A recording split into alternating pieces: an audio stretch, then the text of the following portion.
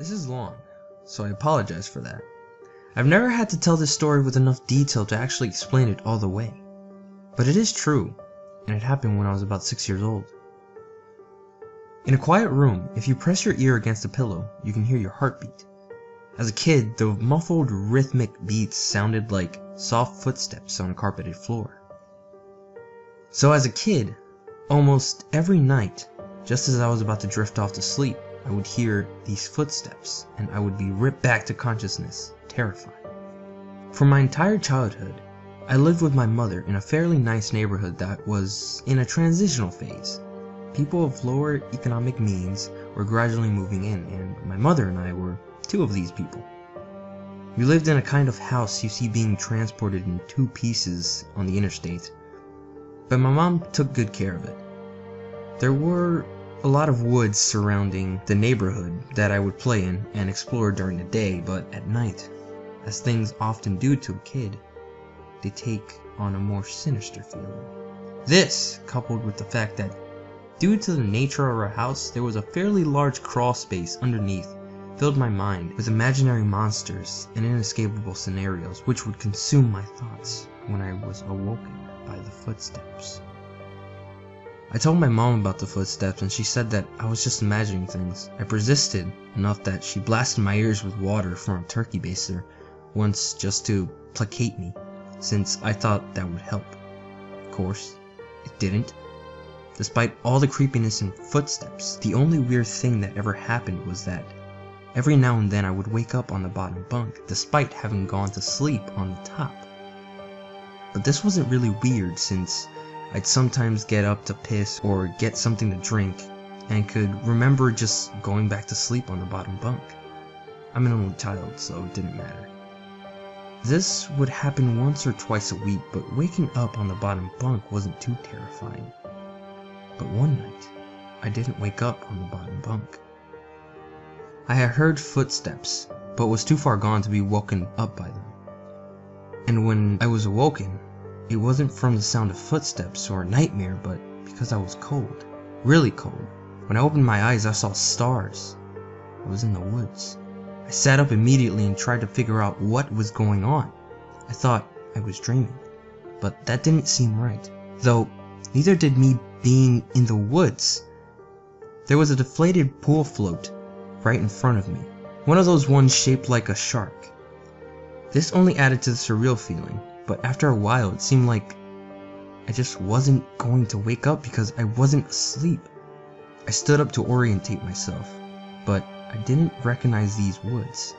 I played in the woods by my house all the time, so I knew them really well, but if these weren't the same woods, then how could I get out? I took a step and felt a shooting pain in my foot, which knocked me back to where I had just been laying. I stepped on a thorn.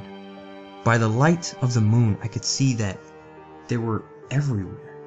I looked at my other foot, but it was fine. And as a matter of fact, so was the rest of me.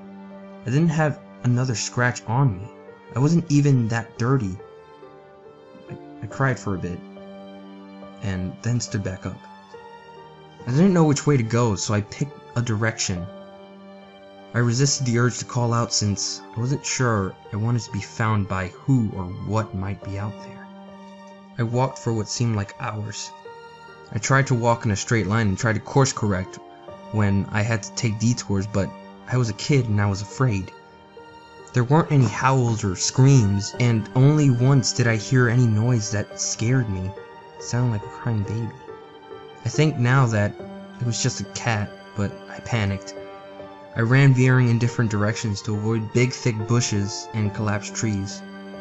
And I was paying close attention to where I stepped because by that point my feet were in pretty bad shape.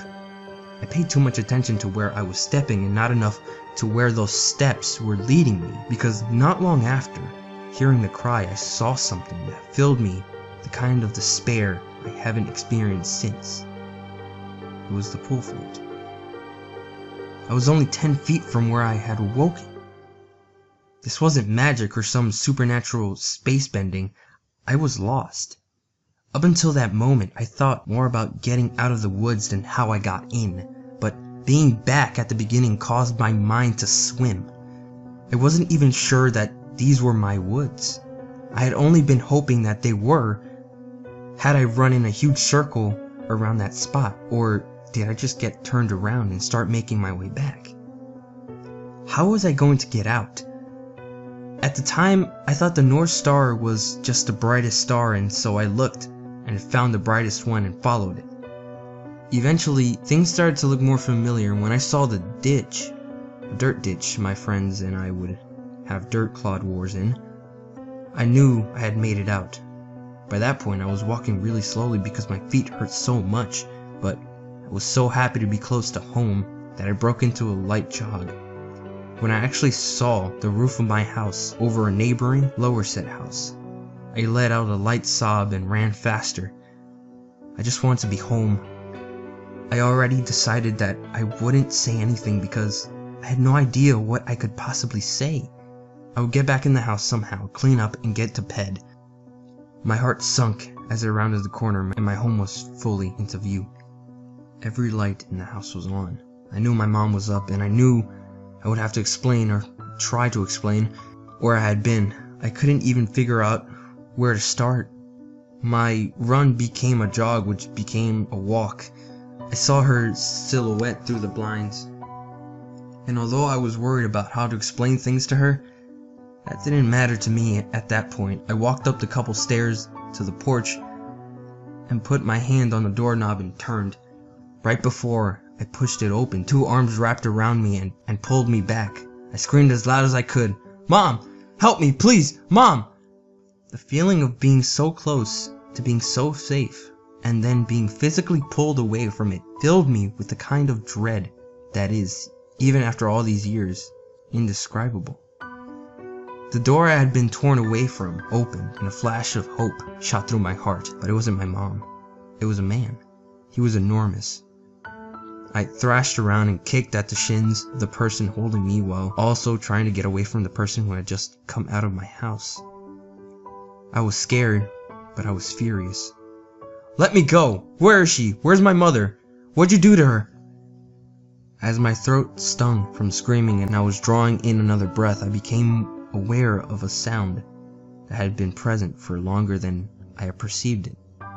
"Honey, please calm down. I've got you." It sounded like my mom. The arms loosened and set me down, and as man approaching me blocked out the porch light with his head, I noticed his clothes. He was a cop.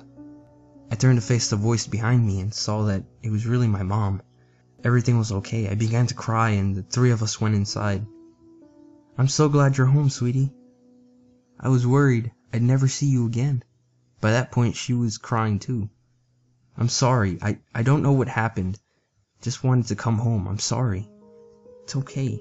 Just don't ever do that again. I'm not sure me or my shins could take it." A little laughter broke through my sobs, and I smiled a bit. "Well, I'm sorry for kicking you, but why'd you grab me like that?"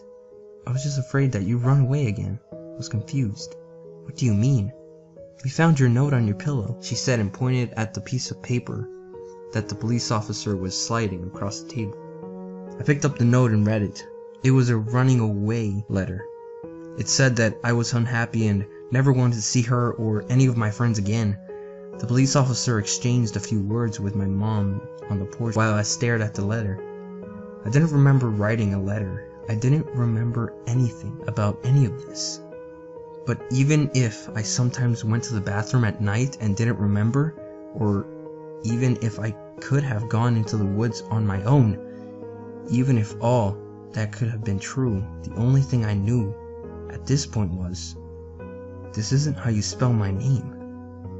I didn't write this letter.